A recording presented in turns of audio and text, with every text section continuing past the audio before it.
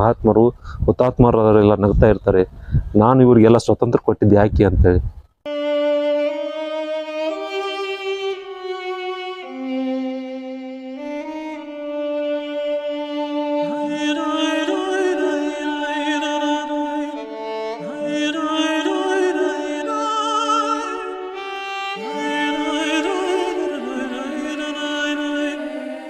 ನಮಸ್ಕಾರ ರೀ, ಕನ್ನಡ ಕಲು ಕೋಟಿಗೆ ಕೋಟಿ ನಮಸ್ಕಾರ ರೀ. ಏನ್ರಿಪ್ಪ ಹೊಸ ವರ್ಷ ಐತ್ರಿ, ಹ್ಯಾಪಿ ನ್ಯೂ ಇಯರ್. ಬಾಬಾ ಏನ್ರಿ ನಿಮ್ಮ ಅದಕ್ಕೇನು ಪೊಲೀಸ್ ಬಂದೋಬಸ್ತಿ ಅಂತ್ರಿ, ಅದೇನು ಮಾಧ್ಯಮದಲ್ಲಿ ಏನು ಕಿರಿಸ್ತಾರೆ, ಏನು ಹೇಳ್ತಾರ, ಅದಕ್ಕೆ ನೀವು ಒಬ್ರು ಕಾರಣ ಆಗ್ತೀರಿ. ಅಪರೋಕ್ಷವಾಗಿ ಅದಕ್ಕೆ ಸಪೋರ್ಟ್ ಮಾಡ್ತಾ ಇದ್ದೀರಿ. ಯಾಕೆ ತೋರಿಸ್ತಾ ಇದ್ದೀರಿ ನೀವು? ಅದು ನಮ್ಮದ ಭಾರತೀಯ ಸಂಸ್ಕೃತಿನ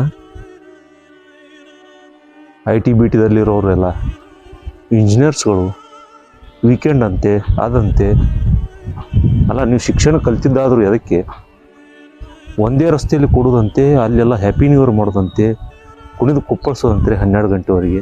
ಜ್ಞಾನವಿಲ್ಲವೇ? ಒಂದಿಷ್ಟು ವಿವೇಚನೆ ನಿಮಗಿಲ್ಲವೇ? ಅದನ್ನು ತೋರಿಸೋರು ಇವು ಮಾಧ್ಯಮದವರು. ನೋಡಿ ಎಂತ ಇದೆ. ಏನ್ರಿ ಹೊಸ ವರ್ಷಕ್ಕೆ ವಿಡಿಯೋ ಮಾಡ್ಲಾತ್ರಿ? ಇಲ್ರಿ, ಎಂಥ ಜನ ಅದಾರಪ್ಪ ಅಂದ್ರೆ ಇಷ್ಟೆಲ್ಲ ಕಲ್ತಿದ್ರಿ, ಇಂಜಿನಿಯರ್ ಮಾಡಿದ್ರಿ, ದೊಡ್ಡ ದೊಡ್ಡ ಪೋಸ್ಟ್ಗಳು ಮಾಡಿದ್ರಿ, ಗ್ರ್ಯಾಜುಯೇಟ್ ಆಗಿದ್ರಿ, ಡಿಗ್ರಿ ಹೋಲ್ಡರ್ ಇದ್ರಿ. ಅದೇನೋ ಹೊಸ ವರ್ಷ ಅಂತ ಆ ರೋಡ್ ಅಂತೆ ಈ ರೋಡ್ ಅಂತ ಅಲ್ಲೇ ಸೇರೋದಂತ್ರಿ. ಎಲ್ಲರೂ ಫ್ರೆಂಡ್ಸ್ ಕಾಲ್ ಮಾಡೋದಂತ್ರಿ, ಅಲ್ಲೇ ಸೇರೋಣ್ರಿ, ಹಿಂಗೆ ಬರ್ರಿ. ಅದಕ್ಕೊಂದು ದೊಡ್ಡ ವ್ಯವಸ್ಥೆ, ಅದೊಂದು ಅದೆಲ್ಲ ಅದ್ರದ್ದು ಯೂಸ್ ಯಾರು ತೊಗೋತಾ ಇದ್ದಾರೆ ಅಂದರೆ ದೊಡ್ಡ ದೊಡ್ಡ ಹೋಟೆಲ್ದವರು, ಮ್ಯಾನೇಜ್ಮೆಂಟ್ದವರು ಅದನ್ನು ಯೂಸ್ ಮಾಡ್ತಾ ಇದ್ದಾರೆ. ಅದ್ರ ಜೊತೆಗೆ ಇನ್ನೊಬ್ಬರು ಕೆಲವೊಂದಿಷ್ಟು ಜನ ಸೇರ್ಕೊಂಡಾರ ಈ ಪೇಡ್ ಚಾನಲ್ದವರು. ಇವರು ಕೂಡ ಏನು ಮಾಡ್ತಾರೆ, ಅಪರೋಕ್ಷವಾಗಿ ಇದಕ್ಕೆಲ್ಲ ಸಪೋರ್ಟ್ ಮಾಡ್ತಾ ಇದ್ದಾರೆ. ಹ್ಯಾಪಿ ನ್ಯೂ ಇಯರ್ಗೆ ಮತ್ತು ಹೊಸ ಹೊಸ ಆಚರಣೆಗಳಿಗೆ ಮತ್ತು ವ್ಯಾಲೆಂಟೈನ್ ಡೇಗಳಿಗೆ, ಪ್ರೇಮಿಗಳ ದಿನ ಅಂತೆ. ಅದರ ಜೊತೆಗೆ ಇದೊಂದು ಹೊಸ ವರ್ಷದ್ದು ಎಷ್ಟು ಬಿಗು ಬಂದೋಬಸ್ತು, ಸೆಕ್ಯೂರಿಟಿ ಇವರಿಗೆಲ್ಲ, ಇವ್ರು ಕುಣಿದು ಕುಪ್ಪಳಿಸೋರಿಗೆಲ್ಲ ಸೆಕ್ಯೂರಿಟಿ ಕೊಡ್ತಾರೆ. ಅದನ್ನು ಕೊಡೋರು ಕೂಡ ಅಧಿಕಾರಿಗಳು ಇದನ್ನು ಬ್ಯಾನ್ ಮಾಡಬೇಕು. ಅರ್ಥವಾಗಲ್ವಾ? ನಮ್ಮ ಭಾರತೀಯ ಸಂಸ್ಕೃತಿಯ ಒಳಗೆ ಇದು ಹೊಸ ವಿದೇಶದವರು ಆಚರಣೆ ಮಾಡೋದು ನಮ್ಮದು ತಪ್ಪು ಅನ್ನೋದು ಒಂದಿಷ್ಟು ಗಮನಕ್ಕೆ ಬರ್ತಾ ಇಲ್ವಾ? ಕಲ್ಪನೆ ಬರ್ತಿಲ್ವಾ? ವಿವೇಕವಿಲ್ವಾ? ಚಿಂತನೆ ಇಲ್ವಾ? ಇಷ್ಟೆಲ್ಲ ಕಲ್ತಿದ್ದೀರಿ, ಇಷ್ಟೆಲ್ಲ ಗ್ರ್ಯಾಜುಯೇಷನ್ ಮಾಡ್ಕೊಂಡಿದ್ದೀರಿ, ದೊಡ್ಡ ದೊಡ್ಡ ಹುದ್ದೆಯಲ್ಲಿದ್ದೀರಿ. ಹೊಸ ವರ್ಷ ಆಚರಣೆಗೆಲ್ಲ ಅದೇ ರೋಡಲ್ಲಿ ಸೇರ್ಬೇಕಂತೆ, ಇಲ್ಲಾಂದರೆ ಆಗಲ್ಲ ಅಂತೆ. ಇವರಿಗೆಲ್ಲ ಕುಡಿಬೇಕಂತೆ, ಡ್ಯಾನ್ಸ್ ಮಾಡ್ಬೇಕಂತೆ. ಮತ್ತು ಇದ್ರ ಜೊತೆಗೆ ಈ ಮೀಡಿಯಾಗಳು, ಒಂದಿಷ್ಟು ಮೀಡಿಯಾಗಳೆಲ್ಲ ಪ್ರಚಾರ ಮಾಡ್ತಾ ಇದ್ದಾವೆ. ನೋಡಿ ಯಾವ ಥರ ವ್ಯವಸ್ಥೆ ಮಾಡ್ತಾ ಇದ್ದಾರೆ, ಪೂರ್ವ ಸಿದ್ಧತೆ ಹೇಗಿದೆ, ಆ ರೋಡೆಲ್ಲ ತೋರಿಸೋದು, ಅದನ್ನು ತೋರಿಸೋದು, ಇದನ್ನು ತೋರಿಸೋದು. ಏನು ಮೀಡಿಯಾಗಳೇ, ನೀವು ಕೂಡ ಇದನ್ನು ಅಪರೋಕ್ಷವಾಗಿ ಇದಕ್ಕೆ ಸಪೋರ್ಟ್ ಮಾಡ್ತಾ ಇದ್ರಿ, ಪ್ರೋತ್ಸಾಹ ಮಾಡ್ತಿದ್ರಿ. ಅದನ್ನು ತೋರಿಸೋದು ಬಿಡಿ, ಮತ್ತೆ ಒಂದು 10% ಕಮ್ಮಿ ಆಗತ್ತೆ. ನೀವು ಅದನ್ನು ಮಾಡಿದಾಗ ಜನ ನಾವು ಹೋಗಬೇಕು, ಅದೊಂದು ಇದು ಕಾಡ್ತಾ ಇದೆ. ನಾವು ಹ್ಯಾಪಿ ನ್ಯೂ ಇಯರ್ ಹೇಳಲಿಕ್ಕಂದ್ರೆ ಗುಗ್ಗು ಕಾಣ್ತಾನೆ, ಹಿಂದುಳಿದವನು ಅಂದರೆ ಭಾಳ ಇವನು ಪ್ರೋ ಆಗಿಲ್ಲ ಅಂತೇಳಿ ಜನ ಭಾವಿಸ್ತಾರಂತೇಳಿ ಅವ್ರು ಮಾಡ್ತಾ ಇದ್ದಾನೆ. ಇವನು ಹೋಗೋದು, ಇವನು ಮಾಡ್ತಾ ಇದ್ದಾನೆ, ಅವನು ಹೋಗೋದು, ಇದೇ ನಡೆದಿದೆ ನಮ್ಮಲ್ಲಿ. ಯಾರು ಇದು ವಿದೇಶಿ ಸಂಸ್ಕೃತಿ? ಕ್ಯಾಲೆಂಡರ್ ಅಷ್ಟೇ ಬದಲಾವಣತೆ ಮಾಡಿ, ಸಂಕ್ರಮಣ ಇದೆ ಮಾಡಿ, ಯುಗಾದಿ ಇದೆ ಮಾಡಿ, ದೀಪಾವಳಿ ಇದೆ ಮಾಡಿ, ಅದನ್ನು ತೋರಿಸಲ್ಲ ಈ ಮೀಡಿಯಾಗಳು, ಅದನ್ನು ಮಾಡಲ್ಲ ಈ ಜನಗಳು. ಏನು ಸ್ಟೇಟಸ್ ಹಾಕೋದು, ಏನು ಹ್ಯಾಪಿ ನ್ಯೂ ಇಯರ್ ಬಗ್ಗೆ ವಿಶು ಹ್ಯಾಪಿ ನ್ಯೂ ಇಯರ್ ಅಂತ ಫೋನ್ ಮಾಡೋದು. ಅದ್ರ ಜೊತೆಗೆ ಕಾನ್ವೆಂಟ್ಗಳು, ಹಲವಾರು ಸರ್ಕಾರಿ ಶಾಲೆಯಲ್ಲಿ ಚಾಕ್ಲೇಟ್ ಹಂಚೋದಂತೆ ಮಕ್ಕಳಿಗೆಲ್ಲ.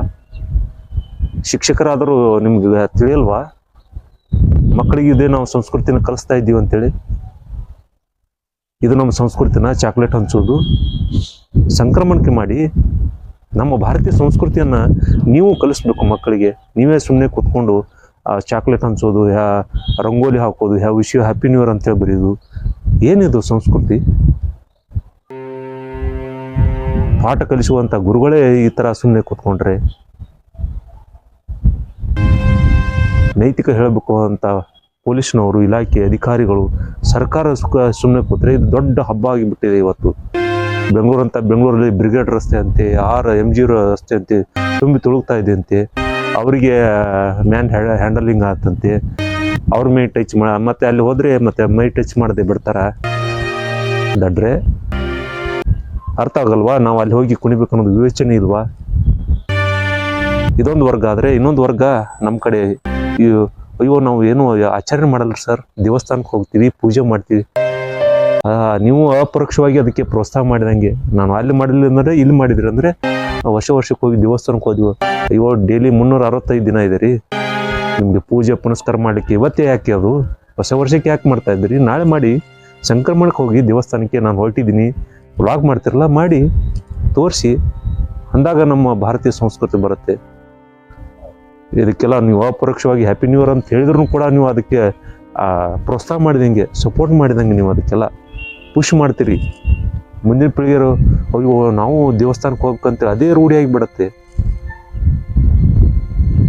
ಬನ್ನಿ, ನಮ್ಮ ಭಾರತೀಯ ಸಂಸ್ಕೃತಿ ಅಂಥದ್ದು, ನಾವು ಯಾವ ಥರ ಆಚರಣೆ ಮಾಡಬೇಕು, ಮಾಡದೇ ಇದ್ದರೂ ಸುಮ್ಮನೆ ಕೂತ್ಕೊಂಡ್ಬಿಡಿ. ಇವತ್ತೆಲ್ಲ 12 ಗಂಟೆಗೆದ್ದು ಪಟಾಕ್ಷಿ ಇದು ಮಾಡೋದು, ಏನು ಕೇಕ್ ಇದು ಮಾಡೋದು, ಏನು ಕೂಗೋದು, ಏನಿದು ಸಂಸ್ಕೃತಿ? ಯಾರು ಹೇಳೋರು ಇಲ್ಲ, ಕೇಳೋರು ಇಲ್ಲ. ಬನ್ನಿ, ಹೊಸ ಸಂಕ್ರಮಣಕ್ಕೆ ಹೊಸ ನಮ್ಮ ಎಲ್ಲ ಬದಲಾವಣೆ ಆಗ್ತಾ ಇರುತ್ತೆ. ಯುಗಾದಿಗೆ ಬದಲಾವಣೆ ಆಗುತ್ತೆ, ದೀಪಾವಳಿಗೆ ಬದಲಾವಣೆ ಆಗುತ್ತೆ. ಆಚರಣೆ ಮಾಡೋಣ. ಸ್ಟೇಟಸ್ ಹಾಕಿ, ಯುಗಾದಿಗೆ ಸಂಕ್ರಮಣಕ್ಕೆ ಹಾಕಿ. ಮತ್ತೊಂದು ವಿಷಯದಂಗೆ ಬರ್ತೀನಿ ರೀ,